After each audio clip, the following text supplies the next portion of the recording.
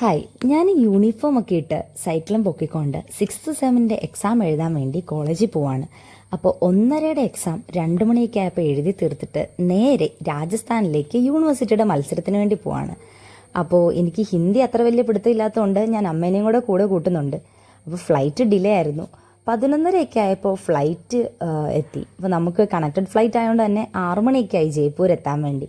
അപ്പോൾ ഇവിടുന്ന് മത്സരം നടക്കുന്ന സ്ഥലത്തേക്ക് ഒരു 6-7 മണിക്കൂറത്തെ യാത്രയുണ്ട്.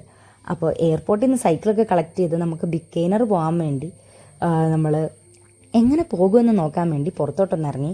അപ്പോൾ നമ്മൾ ഓട്ടോക്കാരോട് ചോദിച്ചു. അപ്പോൾ ഇവരുടെ ഓട്ടോക്കാരോടൊക്കെ നമ്മൾ സംസാരിച്ച് നിന്നിട്ടില്ല എങ്കിൽ നമ്മളെ അവർ പറ്റിക്കുന്ന വഴി നമുക്കറിയില്ല. അപ്പോൾ അമ്മ ഉണ്ടായിരുന്നതുകൊണ്ട് രക്ഷപ്പെട്ടു ഞാൻ.